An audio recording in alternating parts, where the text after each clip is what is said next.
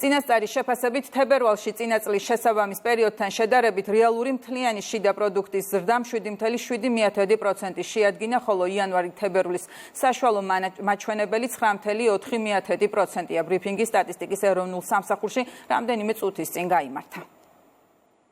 2025 წლის თებერვალში საქართველოს ეკონომიკა გაიზარდა 7.7%-ით, ხოლო რეალური ზრდის საშუალო მაჩვენებელი გახლავთ 9.4%. წინა წლის შესაბამის პერიოდთან შედარებით ზრდის მიმართულებით მნიშვნელოვანი წვლილი შეიტანეს შემდეგმა დარგებმა. ეს გახლავთ პროფესიული, სამეცნიერო და ტექნიკური საქმიანობის სექტორი, ინფორმაცია და კომუნიკაცია, ასევე ტრანსპორტი და დასაწყობება, ენერგეტიკა და სამთო-მოპოვებითი მრეწველობა.